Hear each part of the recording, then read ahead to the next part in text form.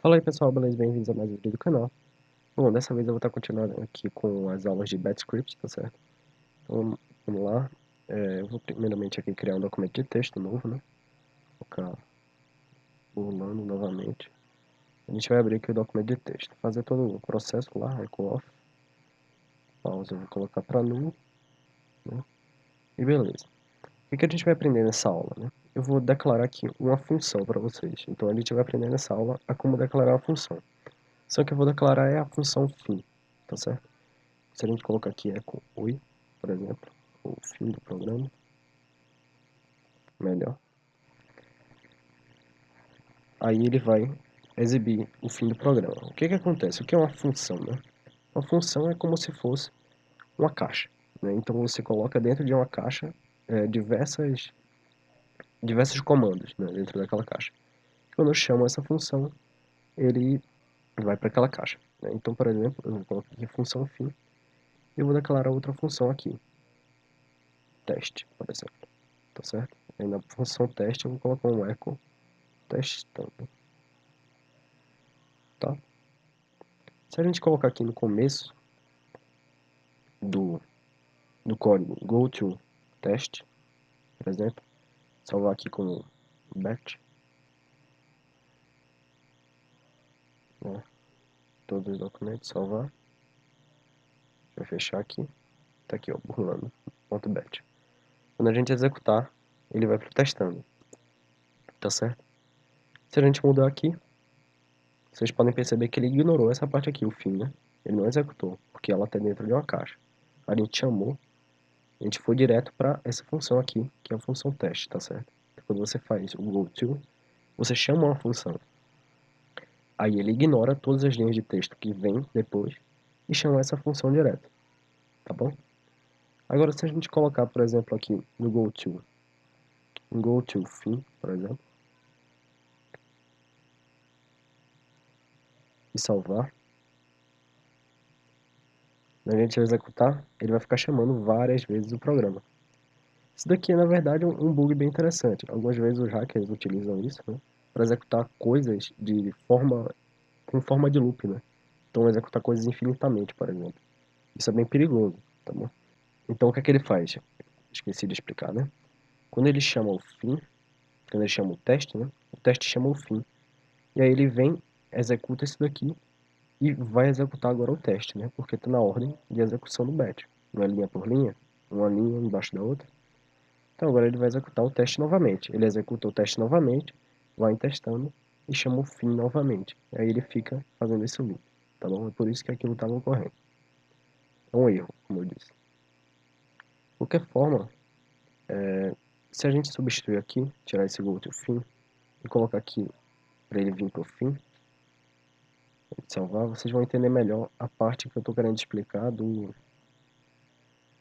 da execução em bloco, né? Então vocês podem perceber aqui que quando a gente vem editar, ele primeiramente chama o fim, né? Então ele faz a execução aqui, fim do programa, e depois ele chama o teste do programa.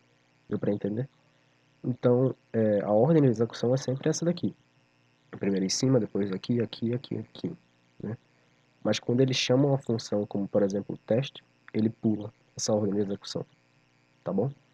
Então a gente pode, por exemplo, aqui colocar um set barra número, tá? Eu vou colocar esse número igual a 10. E aí eu vou colocar ao invés do echo testando, a gente vai chamar aqui a função, vou copiar aqui,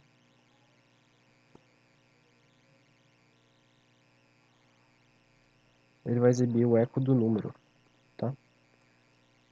E toda vez que ele chamar o teste, né, o fim vai fazer um if aqui. Então, se porcentagem número, porcentagem for maior do que 15, por exemplo,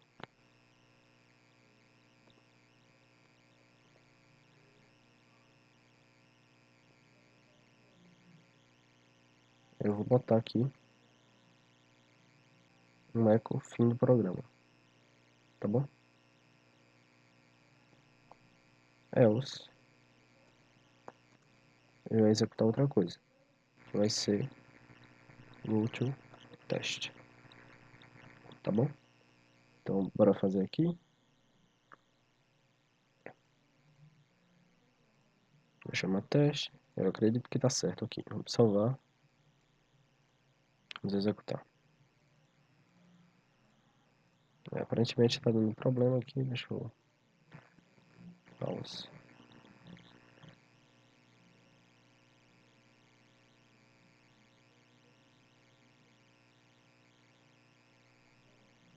Eu vou colocar um pause aqui depois do teste, pra gente ver o que tá ocorrendo.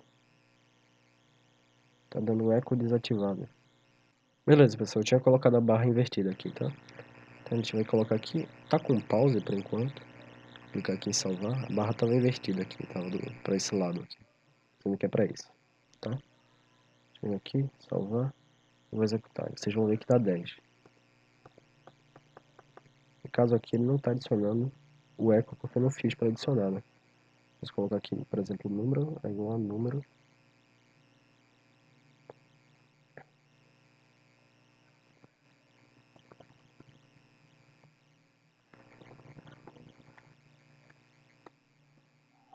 Tá certo? Então ele vai adicionar um por um. Vamos testar aqui.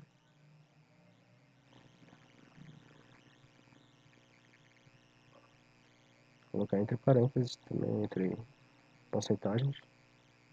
Eu vou salvar aqui. Deixa eu ver. Beleza, pessoal. Eu vou colocar então 7 barra A. Acho melhor. Porcentagem número é igual a número mais um. Vamos ver se vai, né? Falta um operador.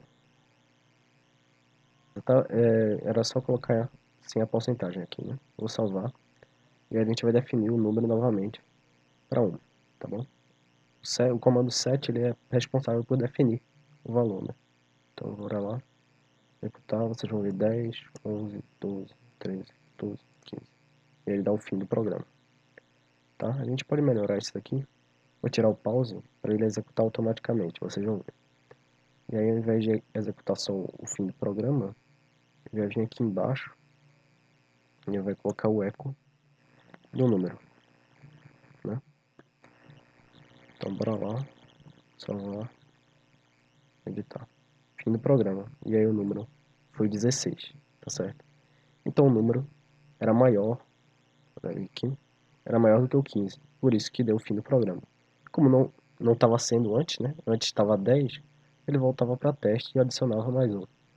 Né? Então aí vocês já podem criar os loops, né? Você pode criar um sistema de loops para fazer diversas tarefas ao mesmo tempo. Diversas tarefas várias vezes, né, no programa. Como eu mostrei, é extremamente interessante também para fazer loops infinitos. Né? Então, por exemplo, se eu quisesse trocar isso daqui para um MD e fazer, sei lá, 1000 pastas, né? Poderia fazer. Se eu quisesse trocar para fazer não sei quantos arquivos, eu poderia fazer. Se eu quisesse colocar para abrir não sei quantas vezes o Google, eu poderia fazer, tá certo? Então aqui vocês já podem perceber. Começa um pouco da malícia de mexer com o batch script, tá certo?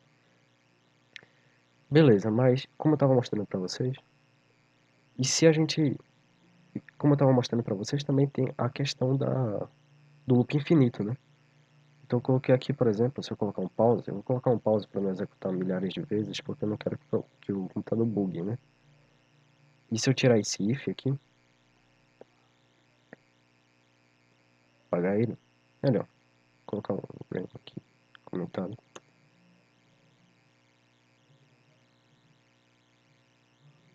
Ele vai dar 10, 11. Beleza, eu esqueci de colocar aqui a parte principal do loop, né? Então a gente colocar aqui go to test várias vezes, né? E executar, ele vai ficar adicionando o número várias vezes.